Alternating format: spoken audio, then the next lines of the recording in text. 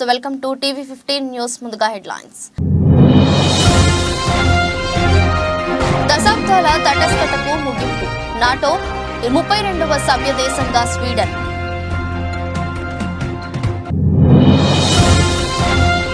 మహిళలకు శుభవార్త చెప్పిన ప్రధాని మోదీ. LPG సిలిండర్ ధర భారీగా తగ్గింపు.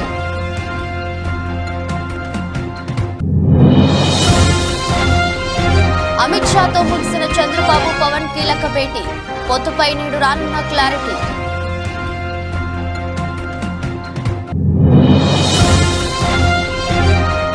భక్తులకు అందుబాటులోకి 1000 స్తంభాల గుడి కళ్యాణ మండపం. ప్రత్యేక పూజలు చేసిన కిషన్ రెడ్డి.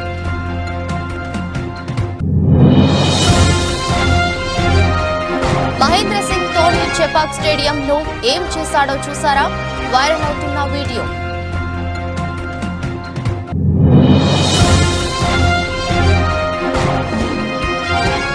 లేడీ అఘోరగా Tamannaah Odela movie look release చేసిన చిత్ర యూనిట్. నాటో కూటమిలో 32వ సభ్య దేశంగా స్వీడన్ గురువారం అధికారికంగా చేరింది. ఉక్రెయిన్ పై రష్యా యుద్ధం నేపథ్యంలో భద్రతాపరమైన ఆందోళనలు పెరగడంతో దశాబ్దాల తటస్థ వైఖరికి ముగింపు పలుకుతూ స్వీడన్ నాటోలో చేరింది. స్వీడన్ చేరిక వల్ల యునైటెడ్ స్టేట్స్ మిత్ర దేశాలు మరింత సురక్షితమయ్యాయని వైట్ హౌస్ పేర్కొంది. గతేడాది నాటో కూటమిలో ఫిన్లాండ్ చేరిక తర్వాత ఇప్పుడు స్వీడన్ చేరింది. గత కొన్నేళ్లుగా నాటో సభ్య దేశాలైన టర్కీ, హంగేరీలు అభ్యంతరం తెలుపటంతో స్వీడన్ సభ్యత్వం నిలిపివేశారు. త్రివర్ణవాదులు పరిగణించి కుర్దిష్ గ్రూపులకు స్వీడన్ ఆశ్రయం కల్పిస్తుందని టర్కీ ఆందోళన వ్యక్తం చేస్తూ వచ్చింది. మరోవైపు హంగేరీ అధ్యక్షుడు విక్టర్ ఓర్బన్ ఇప్పటిదాకా రష్యా అనుకూల భావాన్ని ప్రదర్శిస్తూ ఉక్రెయిన్కు మద్దతునివ్వాలన్న కూటమి సంకల్పానికి విరుద్ధంగా వ్యవహరించారు. కొన్ని నెలల వ్యత్యాసంతో అటు టర్కీ, ఇటు హంగేరీ రెండు నాటో కూటమిలో స్వీడన్ ప్రవేశానికి ఆమోదం తెలిపాయి. ఈ సందర్భంగా స్వీడన్ ప్రధాని మాట్లాడుతూ ఇది చారిత్రక దినమని, స్వేచ్ఛకు లభించిన విజయమని పేర్కొన్నారు.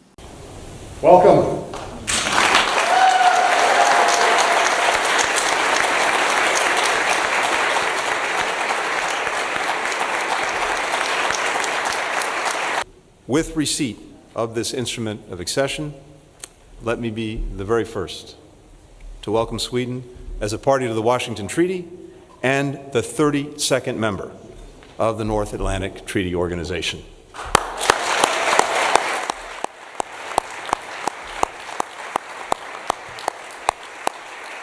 This is a historic moment for Sweden. It's historic for our alliance. It's historic for the transatlantic relationship. Our NATO alliance, our defensive alliance, is now stronger and larger than it's ever been. Today is a truly historic day. Sweden is now member of NATO. We are deeply grateful for the overwhelming bipartisan congressional support for Sweden's accession and for the strong leadership from the US administration leading the way on ratification and security assurances. I would personally like to thank both President Biden and you, Secretary Blinken, for your invaluable efforts and personal commitments during the accession process. అంతర్జాతీయ మహిళా దినోత్సవం సందర్భంగా దేశంలోని మహిళలకు ప్రధాని నరేంద్ర మోదీ శుభవార్త చెప్పారు. LPG cylinder ధరను ₹100 తగ్గిస్తున్నట్లు తన అధికారిక ఎక్స్ ఖాతా ద్వారా మోదీ ప్రకటించారు. ఇది దేశవ్యాప్తంగా కోట్లాది మంది కుటుంబాలపై ఆర్థిక భారాన్ని గణనీయంగా తగ్గిస్తుందని, ముఖ్యంగా నారీ శక్తికి ప్రయోజనం చేకూరుస్తుందని అన్నారు. వంట గ్యాస్ ను మరింత సరసమైనదిగా చేయడం ద్వారా పేద ప్రజల కుటుంబాలు శ్రేయస్సుకు మద్దతు ఇవ్వడం, ఆరోగ్యకరమైన వాతావరణాన్ని తీసుకొచ్చేందుకు లక్ష్యంగా పెట్టుకున్నామని మోదీ తెలిపారు. ఇది మహిళలకు సాధికారత కల్పించేందుకు, వారికి ఈజ్ ఆఫ్ లవింగ్ ను అందించడానికి మా ప్రభుత్వం నిబద్ధతకు అనుగుణంగా ఉందని ప్రధాని ట్వీట్లో పేర్కొన్నారు.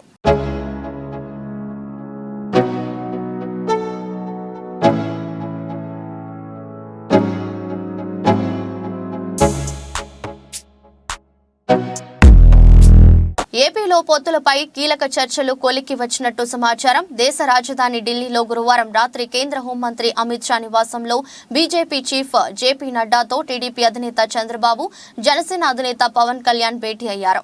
దాదాపు గంటన్నర పాటు సమావేశం కొనసాగింది. ఈ భేటీ అనంతరం చంద్రబాబు, పవన్ మీడియాతో మాట్లాడకుండా వెళ్లిపోయినట్టు తెలుస్తోంది.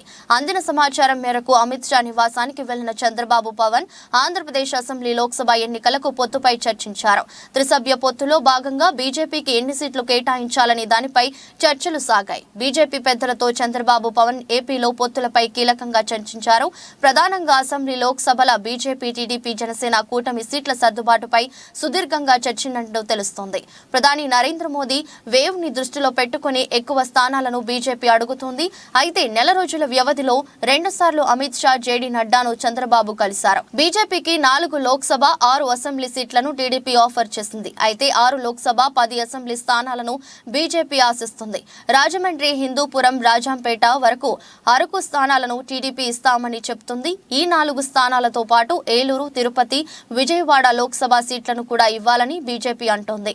మరోవైపు కైకలూరు, ధర్మవరం, విశాఖ, నాట్, జమ్మలమడుగు, తిరుపతి, ఉభయ గోదావరి జిల్లాల్లో ఒక్కో స్థానం ఇస్తామని టీడీపీ చెబుతుంది. 2014లో తాము పోటీ చేసిన స్థానాలు తమకే ఇవ్వాలని బీజేపీ పట్టుబడుతుంది.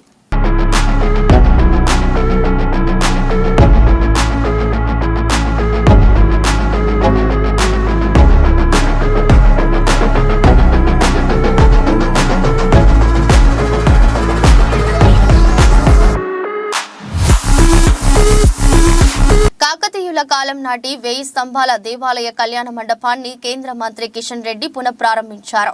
మహాశివరాత్రిని పురస్కరించుకుని పునర్నిర్మాణం కళ్యాణ మండపాన్ని రాష్ట్ర మంత్రులతో కలిసి ఆరంభించారు. అనంతరం యాగశాలలో శాంతి హోమం చేశారు. ఈ సందర్భంగా కిషన్ రెడ్డి మాట్లాడుతూ 1000 స్తంభాల గుడి కట్టేందుకు 72 ఏండ్ల పట్టిందన్నారు. మధ్య యుగంలో కాశ్మీర్ నుంచి కన్యాకుమారి వరకు దేవాలయాలను ధ్వంసం చేశారని తెలిపారు. పునర్నిర్మాణం చేసిన కళ్యాణ మండపంలో 132 స్తంభాలు ఏర్పాటు చేశామన్నారు. దీనివల్లే సంపూర్ణమైన 1000 స్తంభాల దేవాలయం పూర్తయిందని వెల్లడించారు. కాకతీయుల శిల్పకళ వైభవం అద్భుతమని కొనియాడారు. ప్రాచీన కట్టడాలను పరిరక్షించుకోవాల్సిన బాధ్యత అందరిదన్నారు. 2005లో కేంద్ర పురావస్తు శాఖ కళ్యాణ మండప పునర్నిర్మాణ మహాఘట్టానికి శ్రీకారం చుట్టింది. పునరుద్ధరణకు మొత్తం 15 కోట్లు వెచ్చించి పనులు పూర్తి చేసిన విషయం తెలిసిందే. ఓరుగల్లు నగరాన్ని కాకతీయులు పాలించిన కాలంలో 1వ రుద్రుడు కీర్తిశేషులు 1163లో 1000 స్తంభాల ఆలయాన్ని నిర్మించినట్లు చారిత్రక ఆధారాలు చెబుతున్నాయి. 1400 మీటర్ల వైశాల్యంలో శివుడు, కేశవుడు, సూర్యుడు ఒకే దగ్గర పూజలందుకునే విధంగా ఈ ఆలయాన్ని రూపొందించారు.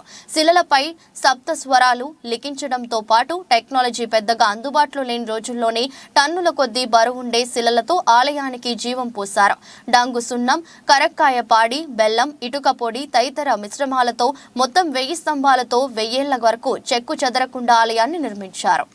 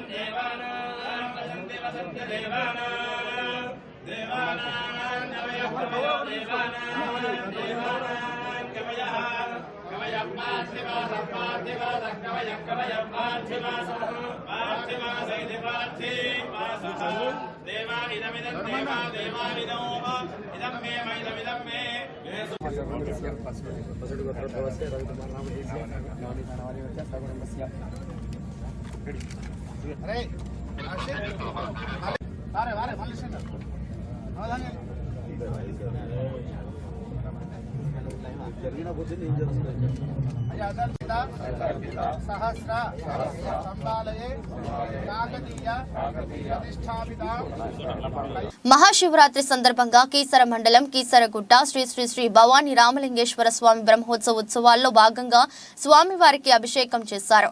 అనంతరం వేద పండితులు ఆశీర్వచనం అందజేశారు.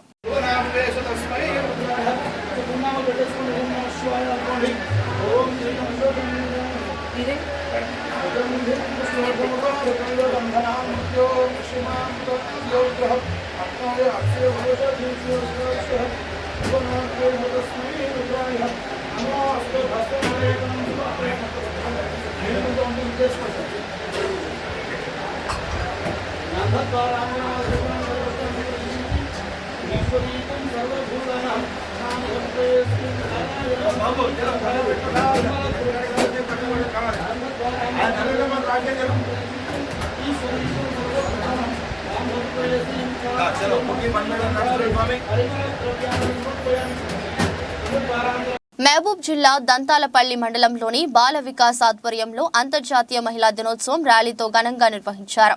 మెయిన్ కోఆర్డినేటర్ శోభారాణి మాట్లాడుతూ అంతర్జాతీయ మహిళా దినోత్సవం సందర్భంగా మహిళలందరూ ఒకటై ర్యాలీలో పాల్గొన్నారు. అందరితో సమానంగా మహిళలు ముందుకు రాణించాలని, మహిళ అందరూ ఒకే తాటికి రావాలని అన్నారు. బాల వికాస ఫౌండర్ బాలక్క గారు కెనడాలో దేశంలో ఉన్న మాకు అన్ని కార్యక్రమంలో తోడుగా ఉంటూ ఈరోజు మహిళా అంతర్జాతీయ దినోత్సవం జరుపుకుంటున్నామంటే దానికి వెలుగు నింపుతాను అంటే ఒక కారణం బాల వికాస సేవా కార్యక్రమాలని అని జనవరి 19వ తారీఖున పెద్ద మొత్తంలో 3000 మహిళలతోటి బాలక్క గారి ఆధ్వర్యంలో మీటింగ్ పెట్టుకుని ఇంకా గ్రామాలలో ఏమేం చేయాలన్న ఉద్దేశంతో మహిళా నాయకత్వం విలువలు తెలుసుకుంటూ ముందుకు సాగుతుందని, అందులో భాగంగా ఈ సంవత్సరం ప్రత్యేకంగా ఆర్థికంగా మహిళలు చేదోడు వాదోడుగా ఉండాలంటే ఎన్నో సంఘాలలో అభివృద్ధి తెలివి, సంఘబలం, ఆర్థిక బలం, తెలివితేటలతో ముందుకు వెళ్లాలని తెలిపారు. ఈ కార్యక్రమంలో ఏరియా కోఆర్డినేటర్ యాక లక్ష్మి, టైలర్ శోభ, పద్మ, నాగమ్మ తదితరులు పాల్గొన్నారు.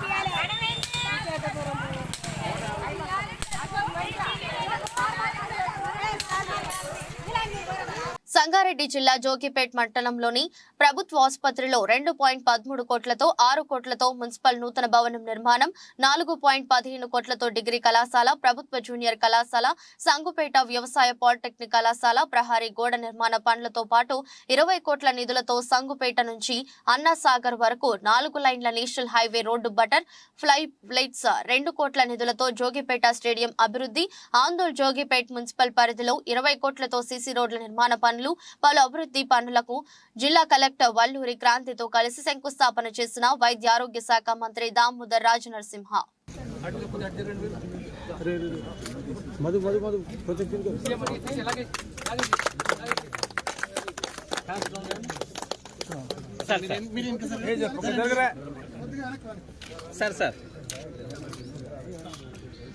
సోషల్ మీడియాలో తన పుట్టుకపై, తన పెళ్లిళ్లపై, తన భర్తపై, తన ఇంటి పేరుపై జగన్ రెడ్డి చేపిస్తున్న ప్రచారం, తిడుతున్న బూతులపై కంటతడి పెట్టుకున్న షర్మిల ఒక్కసారిగా జగన్ డౌన్ డౌన్ అంటూ నాదాలు.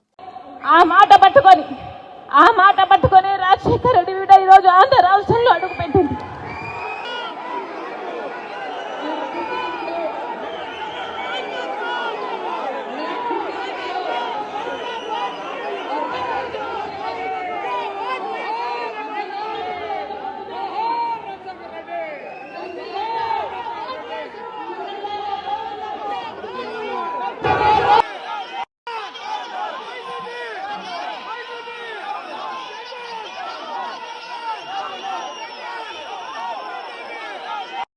మహాశివరాత్రి సందర్భంగా కీసర మండలం కీసరగుట్ట శ్రీ శ్రీ శ్రీ భవానీ రామలింగేశ్వర స్వామి బ్రహ్మోత్సవాల్లో భాగంగా స్వామివారికి మాజీ మంత్రివర్యులు మేడ్చల్ నియోజకవర్గం శాసనసభ్యులు చామకూర మల్లారెడ్డి అభిషేకం చేశారు. అనంతరం వేద పండితులు ఆశీర్వచనం చేశారు.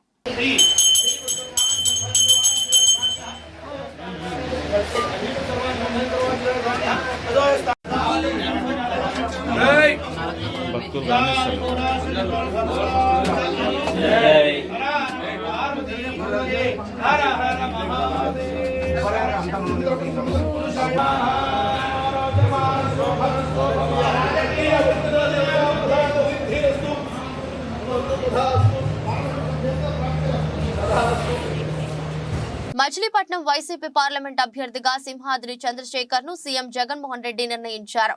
సింహాద్రి చంద్రశేఖర్ తండ్రి 3 సార్లు ఎమ్మెల్యేగా ఎన్నికయ్యారు. మచిలీపట్నంతో సింహాద్రి చంద్రశేఖర్ కు వారి కుటుంబానికి విడదీయలేని అనుభవం ఉంది. 35 ఏళ్లుగా ఆంకాలజీ వైద్యుడిగా ఆయన సేవలు అందిస్తున్నారు. రాజకీయ భేదాలు వైరుధ్యాలు లేకుండా ప్రజలకు వైద్య సేవలు అందించారు. 1988 సంవత్సరం నుంచి కూడా ఆయన క్యాన్సర్ వైద్య నిపుణుడిగా సేవలు ప్రారంభించి ఇప్పటికి దాదాపుగా 35 సంవత్సరాల నుంచి ఆంధ్రప్రదేశ్ తెలంగాణ మాత్రమే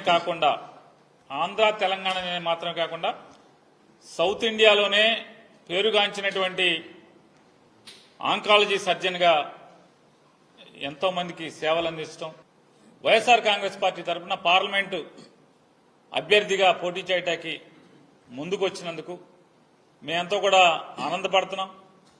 ఒక మంచి అభ్యర్థిని పార్లమెంటుకి పోటీ చేయడానికి, అలాగే మేము వెళ్ళి మాతో పాటు ఎమ్మెల్యే ఓటు మాకు, అలాగే ఎంపీ ఓటు పలానా ఆయనకి చంద్రశేఖర్ గారికి వేయమని అడగటానికి కూడా మాకు కూడా ఉత్సాహం వచ్చేట్టు, 7 ఎమ్మెల్యే అభ్యర్థులకు కూడా ఉత్సాహం వచ్చేట్టుగా మంచి అభ్యర్థిని, ఇమేజ్ ఉన్నటువంటి అభ్యర్థిని, ఉన్నత చదువులు చదువుకున్నటువంటి అభ్యర్థిని, అట్లాగే విస్తృతమైనటువంటి విషయ పరిజ్ఞానం ఉన్నటువంటి భారతదేశం పట్ల, ఈ వ్యవస్థ పట్ల, ప్రపంచం పట్ల విస్తృతమైనటువంటి అవగాహన ఉన్నటువంటి మంచి వ్యక్తిని వైఎస్ఆర్ కాంగ్రెస్ పార్టీ పార్లమెంట్ అభ్యర్థిగా మచిలీపట్నానికి అందజేసినందుకు జగన్మోహన్ రెడ్డి గారికి మా జిల్లా ప్రజలందరి తరఫున ఆయన్ని మనస్ఫూర్తిగా కృతజ్ఞతలు, అభినందనలు తెలియజేసుకుంటాం. మహాశివరాత్రి సందర్భంగా 1000 స్తంభాల గుడిలో ప్రత్యేక పూజలు నిర్వహించిన కేంద్ర మంత్రి బీజేపీ రాష్ట్ర అధ్యక్షులు జి కిషన్ రెడ్డి ప్రత్యేక అభిషేకం పూజలు నిర్వహించారు.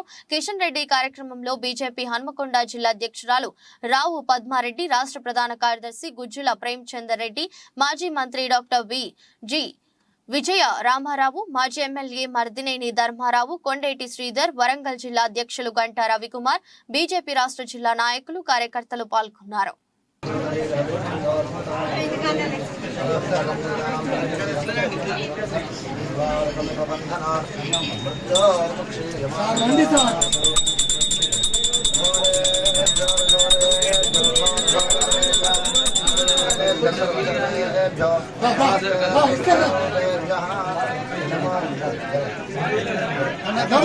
శివరాత్రి పర్వదినంను పురస్కరించుకుని హుజూరాబాద్ కాంగ్రెస్ ఇన్ఛార్జి ఒడితల ప్రణవ్ నియోజకవర్గ వ్యాప్తంగా పలు శివాలయాలను సందర్శించుకున్నారు.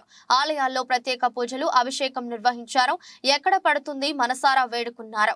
అనంతరం ఆయన మీడియాతో మాట్లాడుతూ నియోజకవర్గ ప్రజలకు ఆ శివుని ఆశీస్సులు ఎల్లవేళలా ఉండాలని, సుఖ సంతోషాలతో వరాజిల్లాలని కోరారు. కెనాల్ ద్వారా నీళ్లు రావాలని రైతులు పలుమార్లు విన్నవించుకున్న తరుణంలో కెనాల్ ద్వారా వీళ్లు నీళ్లు విడుదల చేశామని, రైతులకు ఏ ఇబ్బందులు రాకుండా చూస్తామని తెలిపారు. రైతు సంక్షేమం కోసం పాటుపడే ప్రభుత్వం మాది అన్నారు. ఈ కార్యక్రమంలో మండల అధ్యక్షులు చరణ్ పటేల్, బ్లాక్ కాంగ్రెస్ అధ్యక్షులు దేశిని ఆది ఐలయ్య గౌడ్, లీడర్లు పాల్గొన్నారు. మహాశివరాత్రి మహోత్సవం వేళ కమలాపూర్ మండల కమలాపూర్ హెడ్ క్వార్టర్స్ ఇక్కడ ఎన్నో పురాతనమైన శివాలయం ఎంతో ప్రాచుర్యం ఉన్న దానికి వచ్చి దర్శనం చేసుకోవడం జరిగింది. అలాగే అభిషేకం కూడా చేసుకున్నాం ఈరోజు. ఈ సందర్భంగా హుజూరాబాద్ నియోజకవర్గ ప్రజలందరికీ మరియు కమలాపూర్ మండల ప్రజలందరికీ మహాశివరాత్రి శుభాకాంక్షలు తెలుపుతూ శివుడు ఆశీస్సులు మన మండలం పైన అందరిపైన సుఖ సంతోషాలు కలపాలని కోరుకుంటూ, అదేవిధంగా ఏదైతే ఈ మండల వ్యవసాయ నీళ్ళ గురించి ఏదైతే నిన్న మొన్న రైతులు నా దృష్టికి తీసుకొచ్చిందో DBM 22-22A నీళ్లు కూడా మీ అధికారులతో మాట్లాడి దాన్ని విడుదల చేయడం జరిగింది. రానున్న రోజుల్లో కూడా ఎటువంటి ఇబ్బందులు రాకుండా చూసే బాధ్యత కాంగ్రెస్ పార్టీ ఇక్కడ ఉన్న నాయకత్వం మేము తీసుకుంటామని తెలియజేస్తూ మరొక్కసారి ఇక్కడ ఉన్న మహిళలకు, పురుషులకు అందరికీ పేరు పేరున శివరాత్రి శుభాకాంక్షలు తెలుపుతున్నాను. తాడికొండ గ్రామంలో జరుగుతున్న ఎన్నికల ప్రచారంలో ఫిరంగిపురం మండలం సుదూరపాడు గ్రామంకి చెందిన చీరాల రత్తయ్య కాంగ్రెస్ పార్టీని వీడి టీడీపీలో చేరారు. వారికి జెండా కప్పి తాడికొండ నియోజకవర్గం ఎమ్మెల్యే అభ్యర్థి తెనాలి శ్రావణ్ కుమార్ మాట్లాడారు. కొన్ని అనివార్య కారణాల వల్ల ఈ రోజు జరిగిన వికలాంగులకు పరికరాలు పంపిణీ కార్యక్రమంలో పాల్గొనలేకపోయిన రాజంపేట శాసనసభ్యులు మేడా వెంకట మల్లికార్జునరెడ్డి కానీ వారికి అందవలసిన పరికరాలన్నీ కూడా ఈ రోజు ఖచ్చితంగా అందజేస్తున్నారు. కాన్పూర్ అలింకో కంపెనీ సంస్థ ద్వారా ఈ రోజు మన్నూరు హైస్కూల్ వికలాంగులందరికీ కూడా 220 పరికరాలను అందించారు. వికలాంగులందరూ ఎమ్మెల్యే గారికి ఎంతో కృతజ్ఞతలు తెలియజేస్తున్నామని తెలిపారు.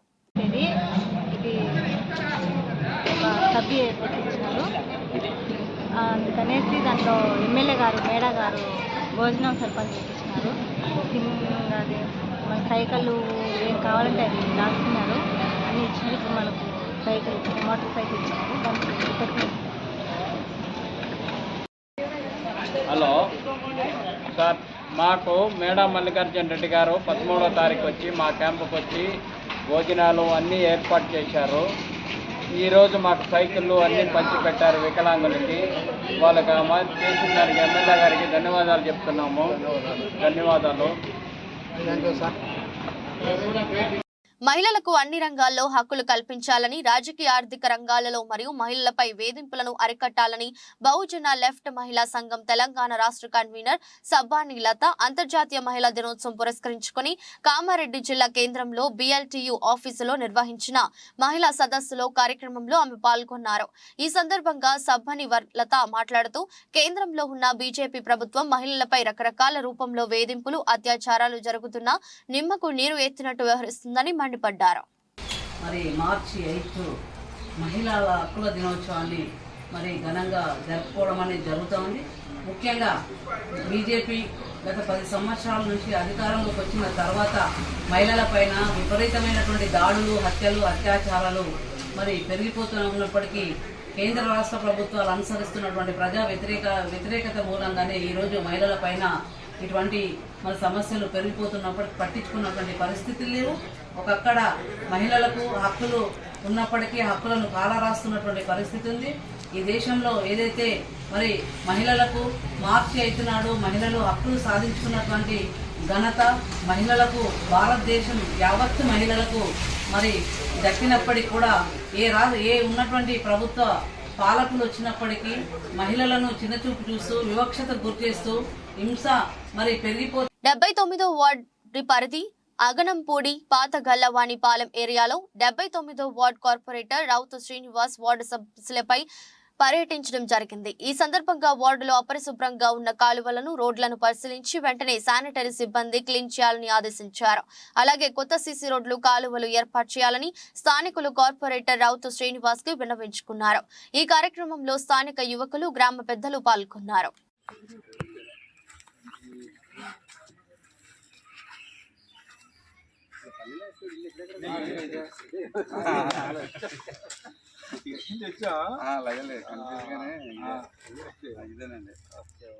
ఈ నెల 22న నుంచి IPL టోర్నీ ప్రారంభం కానుంది. అన్ని జట్లు ఆటగాళ్లు టోర్నీ కోసం సన్నద్ధమవుతున్నారు. ఈ క్రమంలో చెన్నై సూపర్ కింగ్స్ జట్టు కెప్టెన్ MS ధోని జట్టు శిబిరంలో చేరాడు.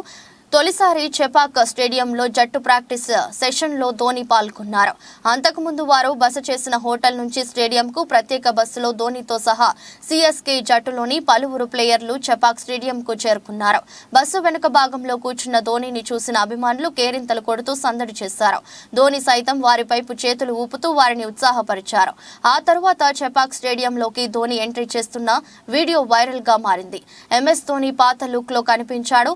పొడవాటి జుట్టు పాత ధోనిని గుర్తుకు తెచ్చాడు. 2 చేతులతో 2 బ్యాట్లు పట్టుకుని స్టేడియంలోకి ఎంట్రీ ఇస్తున్న వీడియో సోషల్ మీడియాలో వైరల్ అయింది.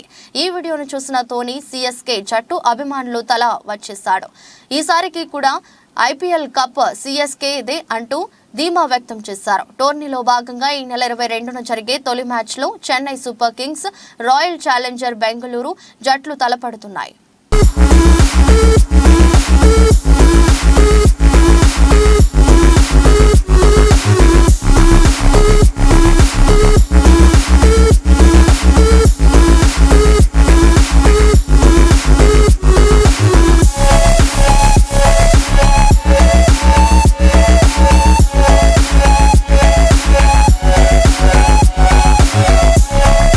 మిల్కీ బ్యూటీ తమన్నా ప్రస్తుతం ఒక పక్క సీనియర్ హీరోల సినిమాల్లో నటిస్తూ మరోపక్క లేడీ ఓరియంటెడ్ కథలకు కూడా సైన్ చేస్తూ వస్తున్నారు.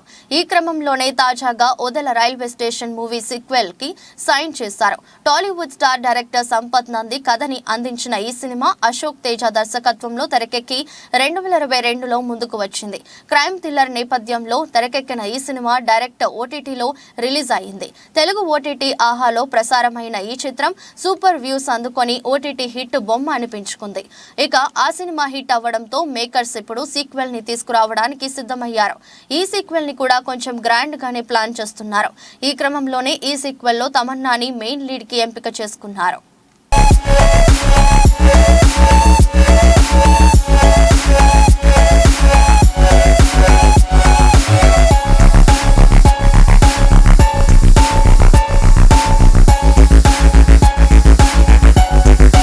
వార్తలు ముగించే ముందు మరోసారి హెడ్లైన్స్. దశాబ్దాల తటస్థతకు ముగింపు. నాటో 32వ సభ్య దేశంగా స్వీడన్.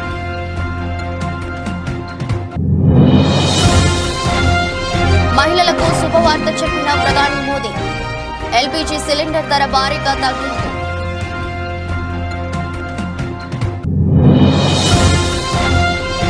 అమిత్ షాతో ముగిసిన చంద్రబాబు పవన్ కీలక భేటీ. పొత్తుపై నేడు రానున్న క్లారిటీ.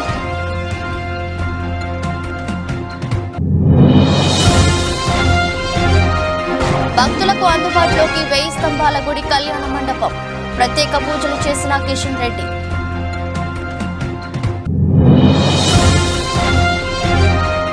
మహేంద్ర సింగ్ ధోని చెపాక్ స్టేడియంలో ఏం చేశాడో చూసారా? వైరల్ అవుతున్న వీడియో.